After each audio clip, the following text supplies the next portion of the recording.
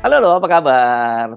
Assalamualaikum warahmatullahi wabarakatuh. Kembali berjumpa dengan kami dalam program Off the Record, membaca berita di balik berita dan masih terus bersama kami, saya Hersu Beno Arif. Dan saya Agi Beta, senang sekali menjumpai Anda hari ini. Hari ini sudah hari Kamis, begitu Mas Hersu ya. Tanggal 29 ya, akhir bulan ya. Ya, ada yang ulang tahun 4 tahun sekali, hari ini ulang tahun. Oh iya, iya, iya. Oh ada begitu ya. Tetapi Hari ba- Kamis. bagi yang memperhatikan pemilu, pemilu tentu, wah ini makin dekat hari apa penentuan hasil rekapitulasi final untuk secara nasional begitu ya.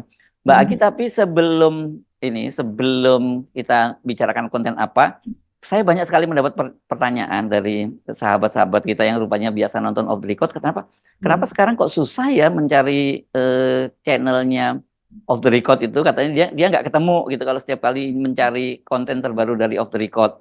Nah, saya penasaran, saya coba sendiri melakukan itu, ternyata betul Mbak Agi. Jadi Mhm. eh, memang begitu, misalnya seperti saya menggunakan notifikasi ya setiap kali ada konten yang baru Off the Record di YouTube saya Mhm. yang saya buka begitu, itu akan ada satu titik biru gitu untuk memberitahuan bahwa Ya, itu ada konten yang baru gitu. betul. Setelah saya klik ternyata tidak masuk Off the Record, itu saya mesti sampai 3-4 tahap gitu, mengklik klik klik lagi, dan itu menyulitkan buat saya. Dan Mhm. itu teman-teman rupanya banyak yang mengalami itu. Apakah Mbak Agi juga mendapat komplain semacam itu? Iya, Mas Hersu. Jadi sudah sejak beberapa hari yang lalu rupanya itu terjadi dan kemudian maksudnya terjadi masuk begitu ya pertanyaan ke saya dan rupanya itu sudah terjadi beberapa pekan terakhir ini begitu. Yes, betul ya. Gitu. Hmm. Jadi, bahkan sampai ada teman SD saya pun juga, menanyakan begitu ya, yang, "Apakah masih ada off the record, masih tayang?" Gitu. "Loh, masih tayang, kenapa memangnya?" Gitu. Dan kemudian saya juga mengecek, kemudian keluarga juga ikut mengecek, ya ternyata itu yang terjadi Mas Hersu. Kalau seandainya kita by search pun gitu, jadi dengan kita menulis off the record, itu juga tidak bertemu dengan the latest, update begitu kan, yang terakhir, update yang terakhir itu tidak ketemu. Kalau seandainya pun ketemu itu didahului dengan konten-konten dari media-media nasional terlebih dahulu begitu ya, Mm-mm. seperti dari Metro TV, dari Kompas apa dan sebagainya begitu, baru kemudian ada konten off the record dan itu pun off the record yang sudah lewat begitu, yang bahkan Ya, beberapa ya, bulan yang lalu itu ya. muncul kembali. Baru kemudian setelah dicari masuk ke daftar off the record, mencari di videonya, kemudian kita pilih latest begitu atau terakhir begitu ya, terbaru. Nah, baru itu kemudian masuk ke konten kita yang terbaru. Nah, ini tentu saja sangat menyulitkan. Saya rasa memang konten kita mengalami gangguan begitu ya. Jadi Ya, ini ada yang ya berarti kita nggak gimana? bisa tuduh siapa, tapi ada yang mengganggu gitu ya. Mungkin ada yang terganggu dengan siaran kita. Tapi gini ya, untuk orang-orang generasi kolonial seperti saya, mungkin banyak angkatan di viewer kita pasti akan mengalami kesulitan ya. Jadi tim admin kita sedang mencoba mencari tahu apa sesungguhnya yang terjadi soal itu. Tapi mungkin begini, untuk awalnya kita menyarankan saling membantu ya. Mungkin kita akan share beberapa kepada teman-teman gitu di grup WhatsApp untuk linknya yang terbaru gitu. Nanti mungkin Anda bisa bantu juga untuk share kepada sahabat-sahabat yang lain, sehingga dengan begitu mereka tidak kesulitan lagi mencari off the record. Dan dampaknya memang itu berpengaruh langsung pada viewer kita ya, karena memang sulit sekarang mencari konten terbaru dari off the record. Ya biasa deh. Ya, kalau kita kayak gini-gini sih nggak heran ya ngalami, karena Hersubono Point pun sudah mengalami di band itu udah sejak 3 tahun yang lalu di shadow band gitu ya, dan selalu tidak tersedia di Indonesia. Tapi tetap saja cara yang paling bagus Anda tetap subscribe untuk mendapatkan update terbaru. Subscribe dari channel of the record, dan kemudian tekan bunyi lonceng, dan juga share kepada teman-teman sahabat-sahabat lain yang punya concern yang sama tentang perkembangan politik dan demokrasi di Indonesia gitu ya Mbak Agi ya. Iya ya, sebetulnya kita, saya dan Mas Hersu itu tidak pernah meminta agar di-subscribe, agar Nggak di-share. pernah ya. Kita melakukan itu karena kita menginginkan agar ini berlangsung secara alami saja. Kalau seandainya mereka membutuhkan informasi, maka mereka pasti akan mendengarkan. Begitu juga kalau seandainya mereka menganggap ini bermanfaat bagi mereka, begitu bagi penonton, maka mereka akan mensubscribe begitu kan. Tapi dengan kondisi seperti ini, kita minta kepada teman-teman begitu yang sudah selama ini menonton off the record untuk kemudian men-share seperti seperti yang dikatakan Mas Hirsu tadi, kepada keluarga, kepada grup-grup begitu ya, yang barangkali mereka belum pernah melihat atau mereka pernah melihat tapi kemudian kehilangan dan tidak tahu cara mencarinya kembali. Dan kepada subscriber yang sudah mensubscribe, kita minta agar menekan tombol notifikasi. Setidaknya itu membantu apabila ada konten yang baru, maka tombol itu akan muncul begitu di dalam daftar konten. Saya yakin teman-teman yang biasa menonton YouTube itu sudah melakukan memencet tombol notifikasi untuk beberapa konten begitu ya, beberapa akun yang memang mereka sukai. Nah, masukkan. Tapi ada juga beberapa tokoh senior gitu yang kemudian secara khusus minta diajari saya gimana caranya itu subscribe dan juga tekan lalu. Padahal saya sendiri juga nggak canggih-canggih amat soal itu, tapi saya ngerti lah yang begitu-begitu sedikit ya. Oke. Teman-teman, kalau seandainya kita membuka YouTube begitu ya, itu kan kemudian ada tombol like, share kayak seperti itu. Terus kemudian di sebelah kanan ada tombol notifikasi, dan di notifikasi itu ada all atau semua dan personalize atau personalisasi. Nah, yang dipencet lagi sesudah tombol notifikasi diberikan pilihan, kita pencet lagi tombol all atau semua begitu. Karena kalau seandainya tidak, maka itu juga tidak akan muncul begitu ya, hanya beberapa saja yang nanti akan muncul begitu. Oke. Mari kita bahas topik yang lain ya. Ini persoalan domestik yang saya kira tapi cukup serius karena dengan begitu kan jadi terhambat ya spreading dari konten-konten yang kita buat ya. Tapi percayalah yang hal-hal semacam itu tidak membuat kami putus asa dan kemudian mutung apalagi gitu. Ya tetap kita akan terus bersuara gitu ya. Nah, kita akan mulai dari mana nih Mbak yang kita bisa mulai. Soal beras itu masih ramai sekali ya, masih jadi isu dan kelihatannya Pak Jokowi kalau dalam bahasa anak sekarang ketahuan ngibulnya ya soal bahwa harga beras itu sudah turun begitu ya, karena data yang terbaru yang dilansir oleh apa food station, food station, saya bilang food estate, saya sering bingung dengan food estate dengan food station itu data-datanya menunjukkan bahwa harga-harga itu masih bertengger di cukup tinggi gitu ya Mbak ya. Nanti kita bacakan itu. Kemudian ada juga soal apa nih yang juga menarik berkaitan misalnya ini, lagi rame ya kemarin ya netizen mempersoalkan ketika AHY melakukan kunjungan kerja ke IKN gitu dan kemudian dia mengaku terkagum-kagum, terpesona, ternganga mungkin begitu ya dengan karyanya Pak Jokowi dan menilainya sebagai mahakarya. Kemana aja gitu karena selama ini kan Demokrat itu kan sangat kritis sekali terhadap IKN gitu ya. Iya, sangat-sangat kritis Mas Hersu. Dalam pidatonya pun AHY kan juga menyinggung soal itu begitu. Dan dia mengatakan bahwa saya jatuh cinta. Wah, ternyata luar biasa sekali begitu. Nah, yang berikutnya adalah mungkin masih berkaitan dengan beras itu ya Mas Irsu, mungkin nanti kita tempelkan ini peringatan dari Bank Dunia kepada Prabowo Gibran gitu kalau seandainya mereka nantinya terpilih menjadi pemimpin Indonesia, yaitu soal program makan siang gratis ya betul.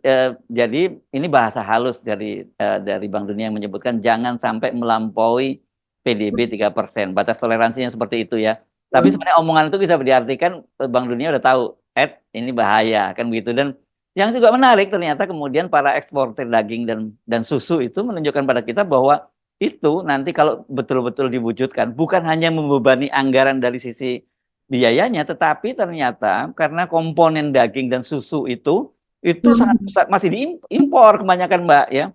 Bahkan susu sampai 80% gitu loh. Jadi kalau dibanding-bandingkan ya memang lebih masuk akal seperti kata Tom Lembong, ya lebih masuk akal kalau itu yang dilakukan yang diusulkan oleh Anies dengan lebih banyak mengkonsumsi ikan karena negara kita negara maritim dan makan ikan itu waduh itu juga tidak kalah luar biasanya ya Mbak ya proteinnya itu ya. Iya, betul sekali Mas Hersu. Jadi ini malah justru akan memperbesar impor nantinya. Padahal kita tahu sendiri begitu Mas Hersu, kita sangat-sangat menghindari defisit begitu kan perdagangan kita. Nah, begitu juga dengan anggaran itu Ibu Sri Mulyani sudah berkali-kali mengatakan Mas Hersu, dia mengatakan khawatir bahwa nanti defisit terhadap PDB kita yang sudah melampaui 2, sekian itu akan naik begitu. Diperkirakan bisa mencapai 2,8, 2,85. Nah, ini tentu saja sangat mendekati ketiga begitu Mas Irsu nanti pada saat pelaksanaannya ini kan masih di awal. Hmm. Sementara kita bertahun-tahun kita tahu untuk membina petani sapi perah begitu ya, peternak sapi perah itu tuh sulit sekali. Sampai sekarang masih tidak berhasil, bahkan hasil susu kita itu masih grade-nya kebanyakan itu B bukan A. Makanya kemudian beberapa pabrikan begitu ya, pabrikan susu untuk kaleng apa dan sebagainya, susu sapi itu mereka tidak bisa menampung hasil dari petani sapi perah begitu, peternak sapi perah karena memang menurut mereka grade-nya itu yang harusnya dinaikkan menjadi grade A. Ada beberapa grade A tapi itu tidak sangat-sangat tidak mencukupi karena jumlah peternak sapi perah di Indonesia itu memang masih kecil begitu Mas Irsu. Dan ini selama 10 tahun pemerintahan Jokowi juga tidak menjadi perhatian besar untuk membina mereka. Nah, tiba-tiba ujuk-ujuk kemudian ada program susu gratis. Nah, ini dari mana asalnya? Gitu yang tentunya nantinya pasti akan kembali mengimpor walaupun Prabowo sudah mengatakan akan mengimpor 1.500 sapi perah gitu kan dari India, belakangan direvisi menjadi 1.000 sapi perah dan sebagainya. Itu tetap saja akan menjadi sesuatu yang menyulitkan lah. Dan secara anggaran juga apakah kita siap untuk itu? Mungkin nanti kita bahas lebih lanjut lagi. Oke, apa masih ada yang lain di luar itu Mbak Agi yang mau kita bahas? Ya, di luar itu sepertinya kemarin ada demo cukup menarik ya Mas. Walaupun demo ini tidak besar-besaran, tapi karena ada guru besar juga yang ikut demo, ada para dosen yang ikut demo di UNJ, Universitas Negeri Jakarta Rawamangun, dan kemudian tajuknya ini kan sebenarnya mahasiswa bergerak begitu ya. Tapi kemudian menyesuaikan sepertinya ya dengan apa yang terjadi di Jogja, yaitu pergerakan mahasiswa yang tidak hanya diinisiasi oleh satu dua perguruan tinggi saja, tapi oleh banyak perguruan tinggi ketika itu di Jogja, maka kemudian namanya adalah Gejayan Memanggil. Nah, ini sebenarnya sejak reformasi dulu sudah ada dan kemudian sekarang dibangkitkan kembali. Nah, di Rawamangun juga dinamai kemarin gitu Mas Hersu, beberapa media juga menyebutkan sebagai Rawamangun Memanggil. Karena tidak hanya dari UNJ saja yang mahasiswa-mahasiswa yang ikut, tapi juga dari Karawang, dari Tangerang, Jakarta Pusat, Jakarta Selatan dan sebagainya. Walaupun jumlahnya tidak cukup mencapai ribuan seperti jika terjadi di DPR, tapi gerakan ini cukup menyita perhatian Mas Hersu karena Ya, ya. memang apa yang disuarakan itu to the point gitu. Ya, tapi kalau Anda tadi menyebut betul bahwa jumlahnya tidak besar. Tapi ini saya kira gerakan yang terbesar pasca hari pencoblosan 14 Februari ya Mbak ya. Ya gitu Betul. ya. Dan ini kita bisa lihat karena jumlahnya memang tidak terlalu banyak seperti Anda sebut, tapi elemen yang terlibat di dalamnya itu bukan hanya mahasiswa, tetapi juga dosen, guru besar dan rakyat. Kan gitu. Elemen-elemen rakyat bergabung di situ begitu disebutkan. Iya. Makanya bergerak disebutnya ya. Aliansi bergerak disebutnya begitu. Ya, Iya. oke. Mari kita sudah yang lain ada lagi? Nah, Cukup itu itu ya, Mbak? sudah cukup panjang tuh Mas Hersu. Cukup panjang. Mari kita mulai dari mana nih, Mbak Agi? Ya, mungkin kita bisa tambahkan sedikit saja ya. Hmm. Ini kita belum bahas juga di off the record, yaitu soal teman-teman ini kan bertanya ya, soal TPN Ganjar Mahfud ini bagaimana sih kelanjutannya begitu? Oh, soal hak angket. Iya, soal hak angket ini bagaimana kelanjutannya begitu. Nah, mungkin kita perlu beritahukan kepada teman-teman bahwa ini bagaimana sikap Megawati kapan bertemu dengan Suryo Paloh dan sebagainya begitu kan. Nah, ini yang kabar terbaru dari TPN Ganjar Mahfud ini kan memang Megawati mendukung hak angket begitu. Akhirnya keluarlah suara itu Megawati mendukung hak angket tanpa pemakzulan Jokowi. Nah, ini perlu kita bahas Mas Esu. Kira-kira ini merupakan taktik dari Megawati begitu supaya pemerintah tidak terlalu menghalangi karena sudah dibatasi dari awal oleh Ibu Mega bahwa tanpa pemakzulan Jokowi. Padahal itu yang paling ditakuti oleh rezim begitu kan sehingga ini gerakan untuk hak angket ini dihalang-halangi begitu. Anti betul begitu kan dari 02 untuk gerakan hak angket ini. Nah, dengan Ibu Mega berkata demikian, apakah kemudian hak angket ini masih terus seseru kemarin begitu karena banyak sekali kan sebetulnya yang menginginkan ujungnya adalah untuk pemakzulan Pak Jokowi begitu. Ya, ya. Saya kira kalau yang penting terbentuk dulu hak angketnya. Kan nanti kemudian dari hasil kerja hak angket itu, apalagi kan dia hak angket ini kan berdasarkan Undang-Undang MD3 ya tentang kekuasaan tentang DPR, DPD dan MPR itu kan berhak untuk memanggil semua pihak-pihak yang sedang diselidiki, sedang diinvestigasi, bahkan juga mereka itu kalau sampai misalnya ada semacam ancaman juga kalau sampai 3 kali dipanggil tidak hadir itu bisa dikurung loh. Oh mereka yang dihadir dan termasuk presiden itu bisa dipanggil oleh ini. Jadi ini menarik menurut saya. Tergantung jadi bagaimana nanti teman-teman di DPR memainkannya itu gitu. Jadi artinya dengan pernyataan Ibu Megawati ini hampir dipastikan bahwa hak angket akan berjalan gitu ya Mbak Agi ya. Iya, iya, hak angket tetap akan berjalan karena para anggota DPR dan kemarin juga ada jumpa pers juga yang masuk dari masyarakat koalisi sipil ini terus mendesak begitu dan mereka bahkan menyebutkan nama-namanya dari koalisi 01 dan 03 disebutkan para anggota DPR tersebut misalnya dari Nasdem disebutkan sekian orang anggota DPR begitu ya ada yang dari Komisi 2 dan juga dari komisi yang lain agar mereka segera menandatangani usulan hak angket tersebut begitu. Oke. Wah, banyak banget ini Mbak. Mungkin ada beberapa yang nanti kita sekilas jawab ya. Kita mulai dari mana nih Mbak Agi? Mungkin kita mulai dari demo mahasiswa nih. Bagaimana tuh Mas Ersu? Seru ya? Ya, kalau ini mungkin bisa kita saksikan video-videonya ya. Saya kira kita saksikan dulu video-videonya.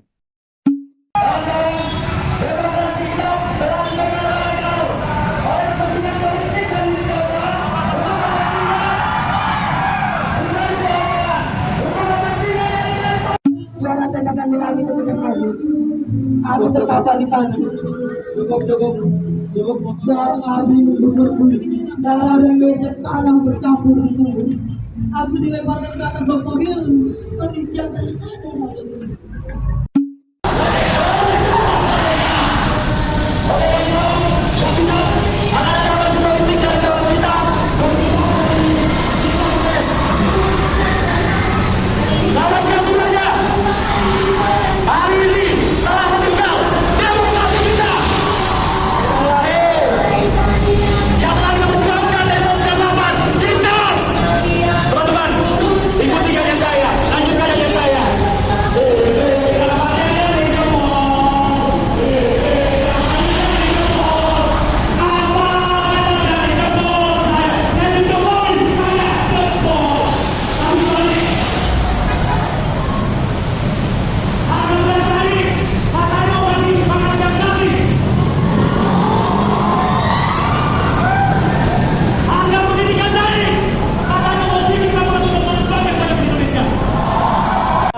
Banyak baca buku, kalau mulut buka melulu.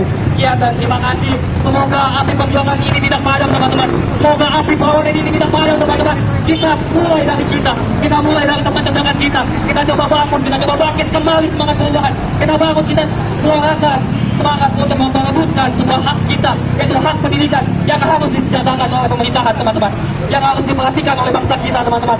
Karena jika pendidikan tidak diperhatikan oleh negara, maka kemajuan bangsa 100 tahun masa emas negara kita, masa emas Indonesia tidak akan pernah tercapai teman-teman.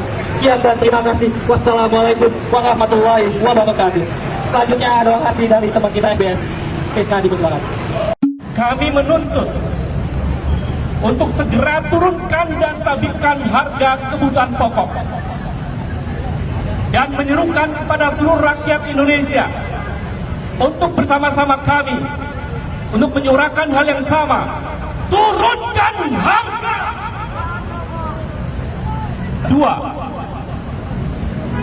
Masyarakat semakin menderita, penguasa sibuk mempertahankan kekuasaannya. Di saat yang sama, kebutuhan hidup rakyat Indonesia. Satu, tata kelola kebutuhan pokok rakyat memasuki episode sangat buruk. Kami menuntut untuk segera turunkan dan stabilkan harga kebutuhan pokok dan menyerukan kepada seluruh rakyat Indonesia untuk bersama-sama kami untuk menyuarakan hal yang sama, turunkan harga. 2. Masyarakat semakin menderita, penguasa sibuk mempertahankan kekuasaannya. Di saat yang sama, kebutuhan penting untuk masa depan rakyat diabaikan, yaitu pendidikan dan kesehatan.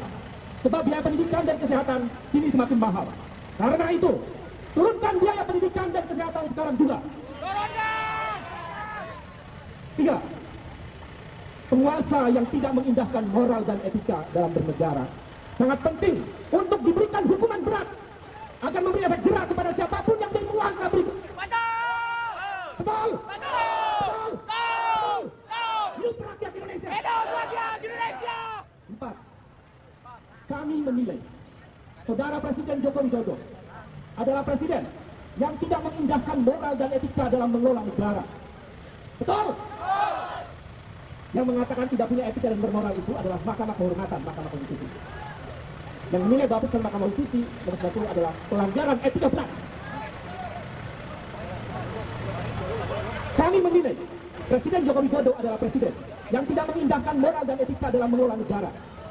Telah nyata-nyata menumbuh suburkan korupsi, kolusi, dan nepotisme dengan data skor indeks korupsi 34. Lalu memanipulasi hukum dan bahkan melanggar undang-undang. Maka Joko Widodo harus diberikan hukuman berat, yaitu mundur dari jabatannya.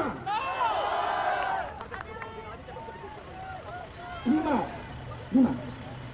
Menyerukan. Nah, oke, seperti yang kita sebut memang dari sisi jumlah itu tidak terlampau banyak ya Mbak Agi, tapi elemen yang terlibat di dalamnya itu cukup banyak gitu. Dan saya sebut ini untuk pertama kalinya setelah pemilihan, setelah hari H pencoblosan itu ada unjuk rasa semacam ini. Dan saya bicara dengan beberapa tokoh mahasiswa, juga para dosen yang terlibat di situ, dia menyatakan bahwa ini baru awal nih Mas Hersu, ini belum bukan yang terakhir ini. Jadi Anda silakan lihat saja elemen yang terlibat di dalamnya gitu. Seperti saya sebut tadi kan ada terutama mahasiswa dari berbagai perguruan tinggi, kemudian ada dosen, ada guru besar, bahkan juga ada komponen rakyat di situ. Dan tuntutannya sangat jelas gitu bahwa poin kelimanya lah yang paling penting. Kalau poin keempat menunjukkan bahwa ya memang tidak bermoral gitu. Rezim sekarang itu melalui proses bisa majunya Gibran menjadi calon wakil presiden dan sangat mungkin nanti jadi wakil presiden. Dan poin kelima itu yang sangat penting adalah mereka meminta Pak Jokowi untuk mengundurkan diri, dan kalau tidak mengundurkan diri itu dimakzulkan. Jadi call-nya udah seperti itu sekarang kalau dari kalangan mahasiswa. Jadi saya kira nanti DPR juga pasti akan menangkap aspirasi dari masyarakat itu, apalagi kalau kemudian itu akan gerakannya menjadi besar, karena besok itu rencananya ada gerakan hari Jumat ya, katanya sholat Jumat di halaman gedung MPR DPR, dan mereka sudah minta yang jadi imam sholat katanya Egy Sujana, Profesor Egy Sujana. Ini rame juga gitu ya. Dan tetapi kalau kita ingetin soal unjuk rasa itu, lagi-lagi kalau 98 itu juga dulu kalau tentara tidak memberi kesempatan mahasiswa untuk masuk, tidak membuka pagar gedung MPR DPR, ya tentara nggak bisa masuk. Dan waktu itu yang bertanggung jawab menjaga gedung MPR DPR itu kan marinir, dan waktu itu dan kormarnya adalah Mayor Jenderal Soeharto. Sekarang pensiunan marinir Letnan Jenderal Soeharto yang sangat aktif di dalam gerakan-gerakan untuk memakzulkan Pak Jokowi itu gitu. Iya betul sekali. Jadi kemarin walaupun jumlahnya tidak menjadi ribuan, tapi mahasiswa ini kalau saya melihat orasinya ini memang luar biasa ya Mas Hersu. Dan mereka juga melakukan long march di sekitaran Rawamangun, di sekitaran UNJ, yaitu melewati Jalan MT Haryono yang kemudian menuju ke Jalan Pemuda dan melakukan lagi aksi di situ begitu. Nah, tuntutan mereka ini antara lain tadi kita bisa lihat itu memang tuntutan yang memang sedang terjadi saat ini begitu ya, atas kejadian atau peristiwa yang terjadi saat ini, yaitu turunkan harga bahan pokok. Nah, ini memang yang menjadi gonjang-ganjing belakangan ini, yang salah satunya adalah beras, yang lainnya itu adalah telur begitu, dan juga barang kebutuhan lainnya seperti daging ayam dan sebagainya. Dan kemudian yang berikutnya adalah turunkan biaya pendidikan dan biaya kesehatan. Nah, ini jelas-jelas sangat signifikan. Ini berupa tuntutan dari para mahasiswa yang kita tahu beberapa waktu terakhir ini juga gonjang-ganjing bagaimana mahasiswa itu kesulitan untuk melanjutkan pendidikannya, dan akhirnya ada skema pinjaman melalui pinjol dengan bunga yang kita tahu bahwa pinjol itu sudah menjerat kehidupan masyarakat dengan sangat-sangat keras gitu ya, mengakibatkan mereka sampai bunuh diri, terjadi perceraian, menjual rumah, menjual kendaraan dan sebagainya, sampai ada kekerasan dalam rumah tangga dan sebagainya. Nah, ini rupanya yang ditangkap oleh mahasiswa karena itu menyangkut kehidupan mereka sendiri juga dan masa depan mereka sendiri.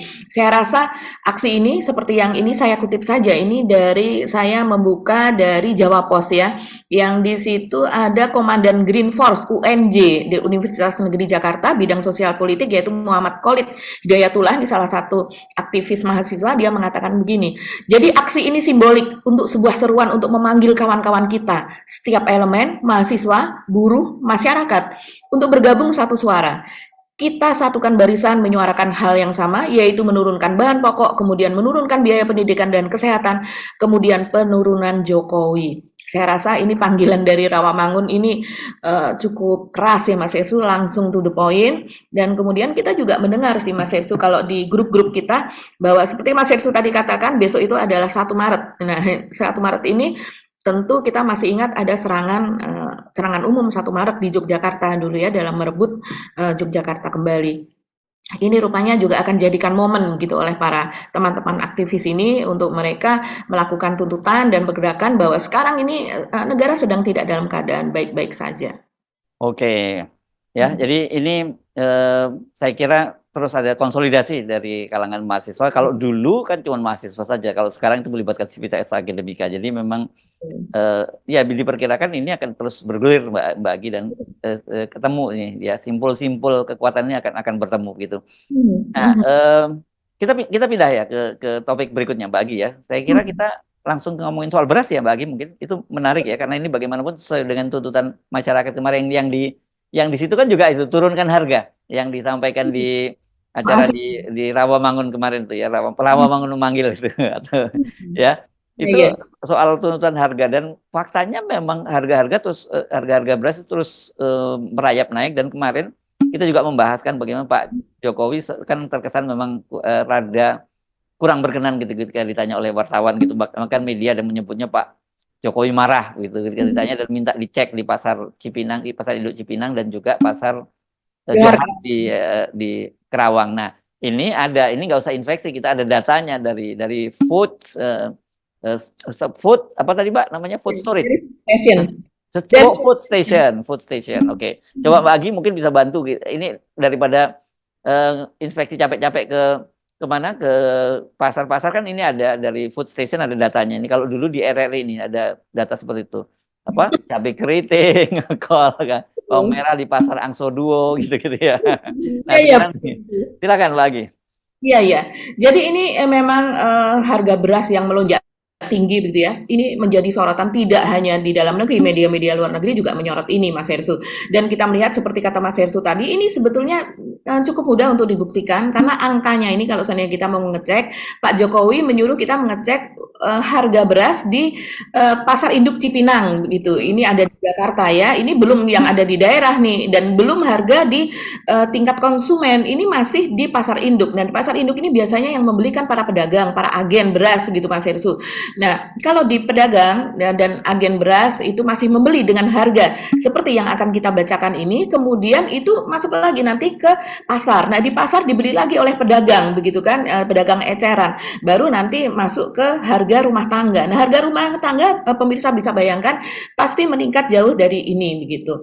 Nah, kita melihat saja Mas Hersu harga perbandingannya dengan yang kemarin mungkin ya, dengan harga tanggal 28. Kalau Pak Jokowi itu kan mengingatkan ketika ditanya begitu oleh media seperti kata Mas Hersu tadi, sesudah dia menyematkan tanda pangkat kehormatan begitu, jenderal kehormatan kepada Pak Prabowo, dia ditanya oleh media tentang harga yang masih tetap tinggi, dan Pak Jokowi kelihatan betul itu kan terakhir dia ditanya soal ini.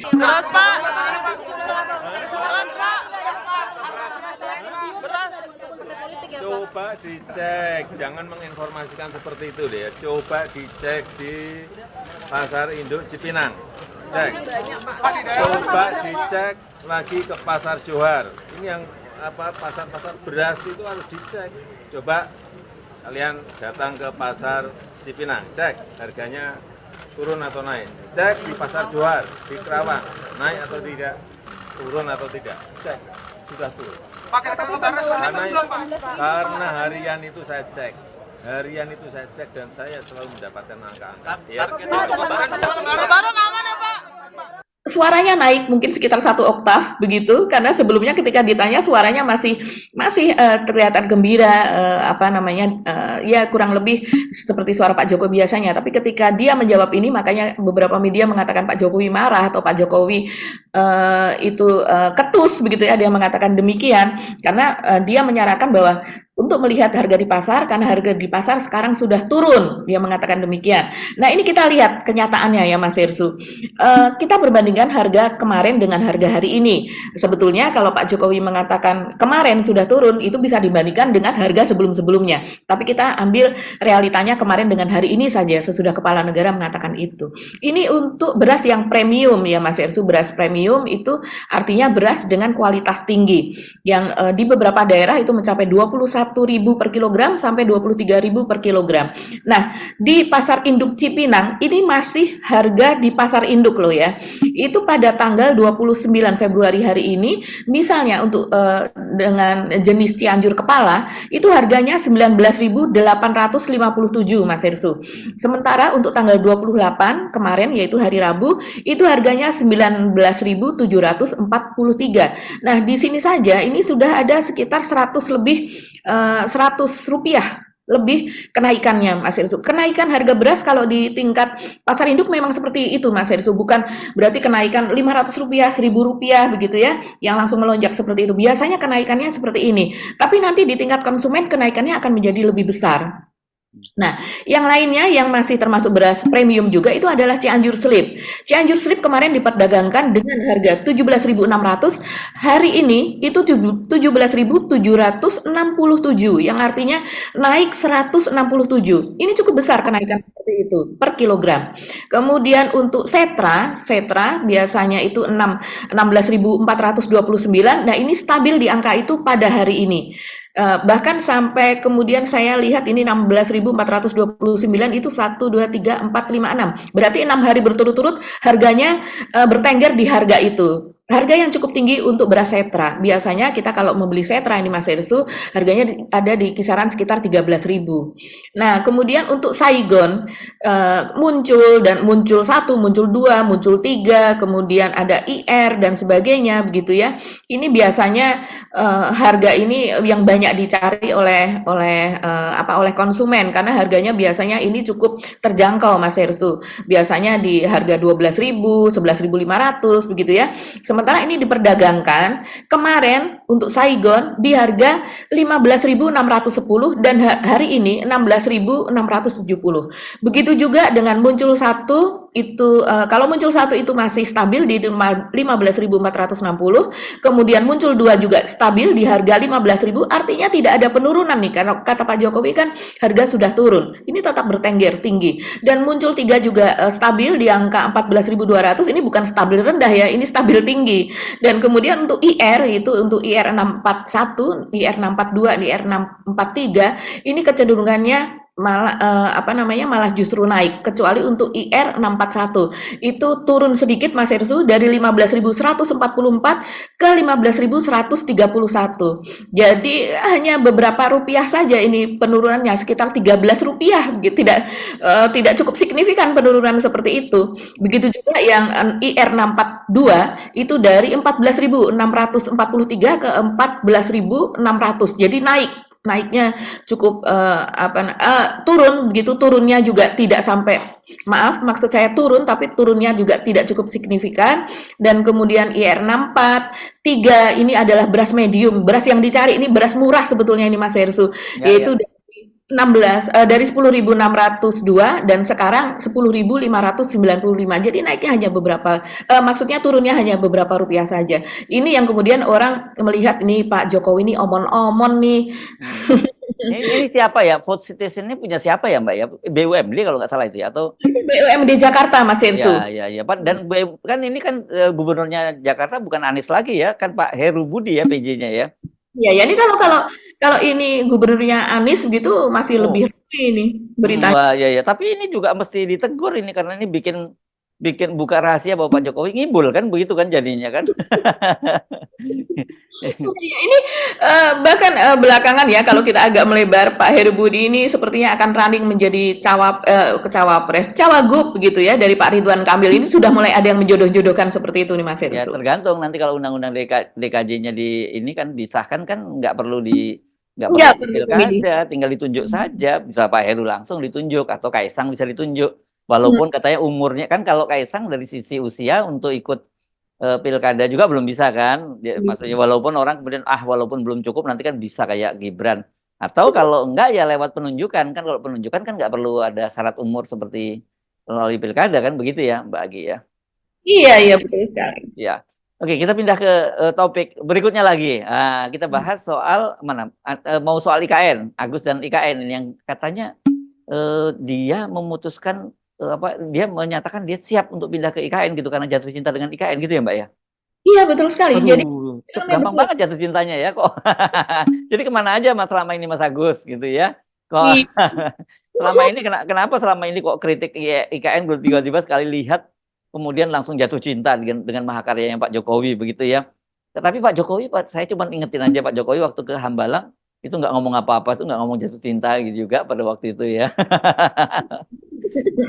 Iya.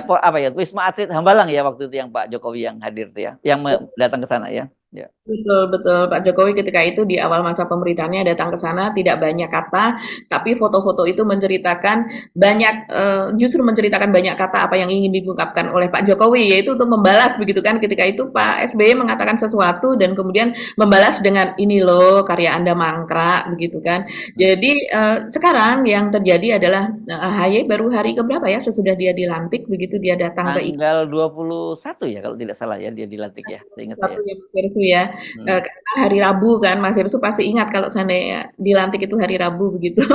Oh Dan iya iya.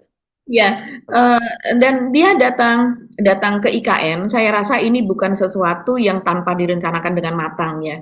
Karena ini, dari Partai Demokrat ini kan kemudian AHY diberikan, jabatan sebagai Menteri ATR BPN, ini kan juga dengan satu tujuan juga, ada tujuannya di situ yaitu untuk mengadang, hak angket supaya makin bersungguh-sungguh nih Demokrat untuk ikut bersama Pak Jokowi dan kawan-kawan bersama dengan partai yang koalisi 02 untuk menghadang hak angket yang sekarang sedang digulirkan karena memang perbedaan suara anggota DPR antara koalisi 02 dan kemungkinan besar ditambah dengan P3 begitu dengan koalisi 01 dan koalisi 03 yang hanya berisi PDIP karena sepertinya akan kehilangan suara dari P3 yang sebesar 19 kursi itu bedanya memang tipis-tipis sekali apalagi kalau nanti misalnya ada yang lompat begitu ya Mas Hersuk ada yang berkhianat gitu dari 01 03 maka itu akan cukup signifikan gitu sangat membantu. Nah, saya rasa ini menunjukkan komitmen dari Partai Demokrat bahwa mereka akan total dan bahkan sebelumnya sudah mengatakan bahwa mereka pasang badan.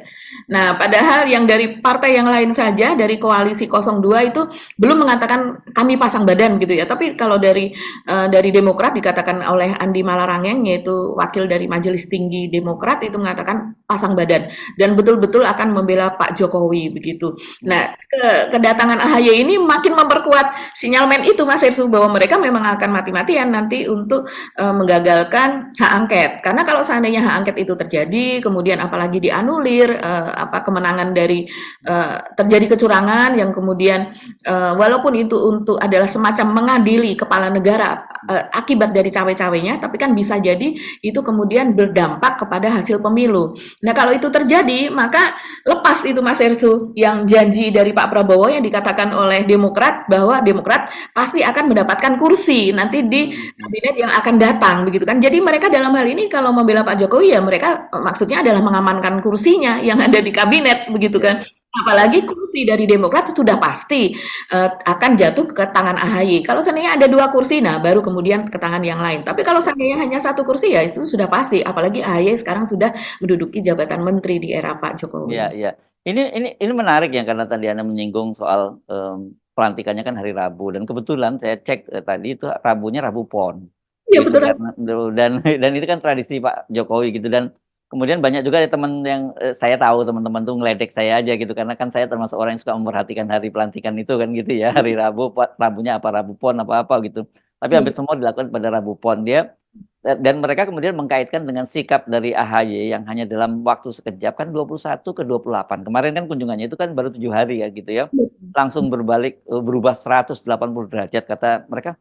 Ini manjur ya hitungan primbonnya Pak Jokowi itu ya begitu diberikan kepada Agus Harimurti langsung balik badan gitu itu padahal menteri tinggal 8 bulan gitu apalagi kalau menteri 5 tahun penuh kayak apa ini jadinya kan gitu. Iya, langsung dia menyatakan saya jatuh cinta kepada Wow IKN gitu. gitu Luar biasa dan siap untuk tinggal di IKN Mas Herssu. gitu ya. Udah Iya. konsultasi dengan keluarga belum? Ngomong begitu jangan main ngomong siap-siap aja kan gitu ya. Iya, betul. Kalau saya sarankan Mas AHY begitu kemarin sampai di IKN, kita tahu bahwa baru beberapa hari yang lalu itu terjadi penangkapan kepada 9 orang petani kelapa sawit di sana akibat dari sengketa lahan yang di mana lahan mereka itu digunakan sebagai bandara VVIP IKN dan kemudian mereka masih mengajukan hasil ganti rugi atau hasil ganti untung. Negosiasi bukan hasil loh, belum hasil masih negosiasi lah lagi. Masih negosiasi betul dan mereka menginginkan jangan ganti rugi tapi ganti untung begitu sehingga sampai sekarang itu masih menjadi polemik. Nah, kemudian dikatakan oleh kepolisian setempat bahwa mereka mengancam para pekerja yang setengah membangun bandara dengan membawa mandul, senjata tajam dan sebagainya. Sementara dari keluarga mengatakan bahwa mereka memang betul membawa senjata tajam itu tapi dalam rangka membersihkan rumput-rumput di area kebun kelapa sawit mereka. Jadi mereka memang setiap hari membawa senjata tersebut begitu dan mereka ditangkap tanpa surat penangkapan. Nah, ini artinya ada sengketa lahan di situ. Ini salah satu tupoksi dari Pak AHY, saya rasa Mas Herssu ya. Sengketa-sengketa lahan dan sebagainya yang ada di IKN. Nah, mungkin dia juga meninjau dalam rangka itu, mau menyelesaikan itu Mas Herssu. Kita tunggu saja. Ya, tapi gini kita mesti ngomong jujur ya bahwa waktu yang tersisa 8 bulan itu nggak mungkin lah seperti yang dikatakan oleh AHY dia bahwa akan sikat mafia tanah dan sebagainya gitu karena sekarang ini pemerintahan Jokowi itu boro-boro ngurusi program sekarang itu lebih fokus bagaimana manuver politik untuk mempertahankan kekuasaannya dan yang paling penting sekarang buat Pak Jokowi itu kan selamat dulu dari hak angket dan pemakzulan sebenarnya itu jadi pasti tidak akan fokus ke situ begitu juga saya kira seperti Demokrat juga sekarang disibukkan dengan soal penghitungan suara bagaimana perolehan suara mereka pada pemilu legislatif bagaimana mengamankan kursi di kabinet kalau toh akhirnya nanti Prabowo dengan Gibran yang dilantik jadi presiden.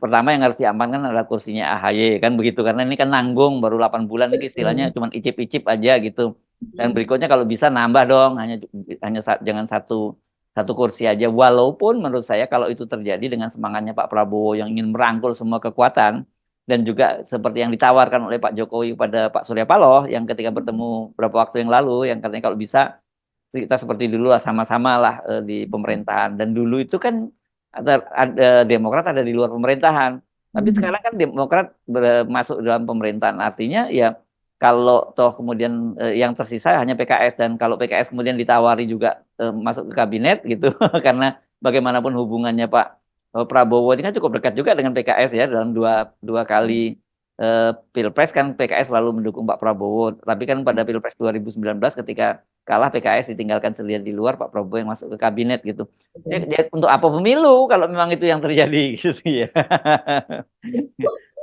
Iya. Kita berharap bahwa nanti akan ada oposisi yang kuat ya. Janganlah sudah capek-capek begitu kan menjadi oposisi dan kemudian akhirnya toh juga takluk kepada rezim begitu dan oposisi akhirnya ya apapun kebijakan dari rezim ya walaupun rakyat tidak setuju akhirnya juga terlaksana begitu karena akibat dari oposisi yang tidak kuat. Dan saya rasa apa yang dilakukan oleh Nasdem dilakukan oleh PKS itu akan tercatat oleh sejarah. Begitu juga dengan PKB akan tercatat oleh sejarah. Kalau seandainya mereka kemudian berbalik seperti yang dilakukan oleh Pak Prabowo kemarin, walaupun dengan bahasa bahwa dia adalah untuk meminimalisir perpecahan begitu, pembelahan di masyarakat kata Pak Prabowo ketika bergabung dengan Pak Jokowi, saya rasa itu bukan suatu kebenaran lah ya, bukan kebijakan yang bijaksana. Jauh dari seperti itu. Tidak bisa jadi justifikasi juga begitu ya. Dan bagaimanapun seperti kita ingatkan bolak-balik negara kita perlu namanya kekuatan penyeimbang itu dalam konsep krias politika kan begitu ya supaya ada legislatif ada eksekutif yang kemudian saling kontrol check and balance gitu Tapi kalau kemudian semangatnya persatuan, lah ya kalau kayak gitu kita bikin aja ke negara kerajaan gitu, terus dibagi-bagi aja di antara mereka. Udah ya, diem-diem semua ya. Tapi kemudian yang berat itu rakyat yang nggak dilibatkan karena bagi-baginya hanya sebatas para elit politik kan itu. Makanya itu berbahaya dan kalau kemarin kan kita juga ingatkan, untung ada media sosial gitu, masih bisa kita menjalankan peran kontrol terhadap pemerintah lalu melalui media sosial. Ketika selain bukan hanya partai politik yang dikooptasi oleh penguasa, tapi media-media besar yang dimiliki juga oleh elit-elit politik itu kemudian juga ada yang dikooptasi dan ada yang mengkooptasikan dirinya bagi bagian dari kekuasaan. Selesailah bangsa ini gitu. Ya, lalu suara rakyat ada di mana? Suara rakyat Ya, hanya didengar melalui medsos-medsos yang dan walaupun dia memiliki follower besar dan sebagainya, tapi itu tidak akan mengubah keadaan, begitu Mas ya, Hersy. ya. Oke, Mas Agus, oke, kita senang sih kalau Anda memang betul-betul akan pindah ke ibu kota negara baru dan menikmati mahakaryanya Pak Jokowi. Dan tapi gini, sebagai orang jatuh cinta, saya membayangkan jangan terlalu lama jatuh cintanya. Nanti kalau enggak, kebanyakan hanya di tempat tidur senyum-senyum sendiri, diambil di atas bantal gitu karena sedang jatuh cinta sama Pak Jokowi. Luar Dan biasa. orang jatuh cinta itu biasanya memang orang kalau sedang jatuh cinta kan sulit untuk dikasih tahu, Mbak ya. Ya jadi kita Betul. sekarang nggak ada pretensi apapun untuk memberitahu Agus Harimurti Yudhoyono tentang tentang pilihan dia yang terkagum-kagum pada IKN Mahakarya dari Pak Jokowi. Nanti kalau cintanya itu sudah mulai menipis, nah itu baru mungkin kita bisa ajak ngomong lagi. Kalau sekarang lebih baik kita nggak usah ngajak ngomong apa-apa deh gitu ya Mbak Agi. Anggaran IKN untuk anggaran APBN untuk IKN di masa Pak Jokowi lengser nanti 20 Oktober itu sudah menipis seperti kata Mas Hersu, tinggal sekitar 17,6 triliun. Nah, itu apakah masih akan tetap seperti itu karena terjadi seret penyeret anggaran, rebutan anggaran pada tahun 2025 yang akan datang. Oke. Apa nih yang mesti kita bahas lagi ya? Saya jadi lupa keasikan ngomongin Itu orang jatuh cinta. Tapi menarik juga sekali-kali ya kita ngomongin politik dengan dimensi orang yang sedang jatuh cinta, begitu ya.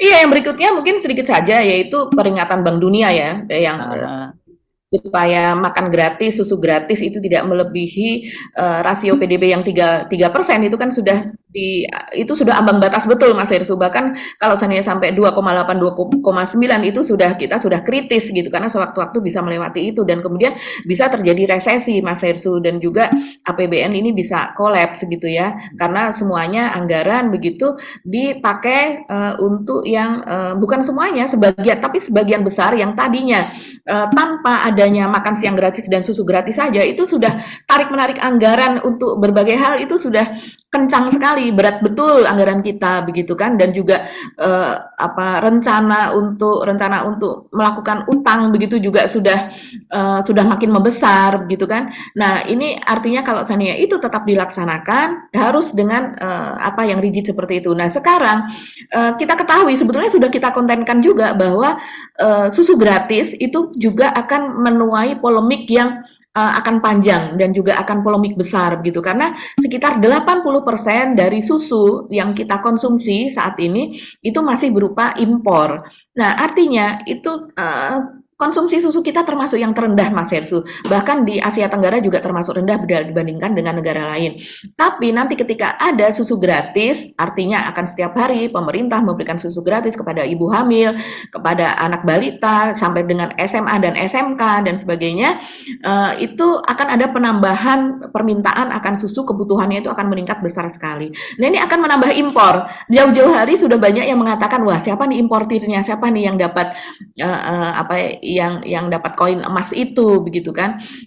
Dan kemudian juga soal sapinya. Sapi ini rencananya kan Pak Prabowo akan mengimpor tadinya 1.500.000 sapi perah akan diimpor dari India tapi kemudian turun ya belakangan menjadi 1.000 sapi perah. Nah, kita masih belum tahu nih apakah akan diwujudkan pada tahun pertama tahun 2025 importasi sapi ini begitu. Karena anggarannya rupanya masih sekitar 100 sampai 120 atau 125 triliun. Nah, sementara anggaran itu sendiri saja itu anggaran yang cekak karena sampai sekarang kita masih belum tahu tuh anggarannya berasal dari mana. Tapi kalau seandainya dari Sekjen PAN, Edi Suparno ketika itu kan mengatakan rezim akan menaikkan rasio pajak. Ini luar biasa Mas Herzog. Kalau seandainya anggaran untuk susu gratis dan makan gratis itu berasal dari peningkatan pajak dari masyarakat begitu. Nah, kita bisa membayangkan kalau seandainya dalam sebuah rumah tangga begitu ya, misalnya anak 2 atau anak 3 dan ibunya hamil, kemudian anak yang terakhir masih sekolah begitu ya, sehingga dia harus mendapatkan makan dan susu gratis. Artinya mungkin si ibu akan mendapatkan makan dan susu gratis, si anak juga akan mendapatkan makan dan susu gratis. Tapi keluarga ini juga harus membayar pajak lebih tinggi. Nah, akhirnya itu seperti mungkin seperti sama saja begitu mendapatkan gratis tapi harus membayar pajak lebih tinggi. Bisa jadi jumlah pajak yang dibayarkan itu malah akan lebih tinggi daripada nilai dari susu dan makan gratis yang mereka terima. Jadi ini sebetulnya anggaran dari mana ini menjadi polemik, makanya dari beberapa media asing juga menyoroti hal ini Mas Herzog, selain menyoroti soal antrian beras dan sebagainya yang bagi mereka itu menakjubkan ya, karena negara agraris kok ada antrian beras sampai seperti itu di ibu kota pula. Sampai terakhir kemarin ya, itu foto-fotonya yang beredar kita bisa lihat, itu tadi sudah kita tampilkan, kita bisa tampilkan lagi. Begitu juga dengan kekhawatiran untuk makan gratis dan susu gratis ini. Yes, oke. Jadi makin seru ya, Mbak Agi. Jadi memang harusnya lain kali kalau bikin janji kampanye itu jangan hanya sekedar janji-janji gitu yang mungkin nggak diuji dasarnya apa sih janji itu, gimana cara memenuhi janjinya dan sebagainya. Mungkin dari secara anggaran masuk akal nggak dan sebagainya. Kan susu itu juga buat orang Indonesia belum tentu semua orang di kampung-kampung tuh cocok loh. Banyak ada istilahnya apa, Mbak? Alergi. Apa namanya? Alergi terhadap laktosa itu ya, itu yang terjadi banyak juga orang. Jadi belum tentu dikasih susu itu jadi lebih sehat. Banyak juga orang yang malah jadi alergi. Oke, silakan untuk mulai otak-atik anggaran, silakan mulai berakrobat, dan silakan untuk juga bermain bersaing sulap anggaran yang bisa membuat orang jadi tersihir dengan anggaran-anggaran itu dan lupa dengan hak angket. Ya, oke, kita masih mohon pamit ya Mbak Agi. Sampai ketemu lagi. Saya Rizman Arif. Dan saya Agi Beta, terima kasih atas perhatian Anda. Jangan lupa nyalakan tombol notifikasi. Ya. Yes, oke. Terima kasih. Assalamualaikum warahmatullahi wabarakatuh. Waalaikumsalam warahmatullahi Tetap wabarakatuh. 0% ya Mbak Agi ya.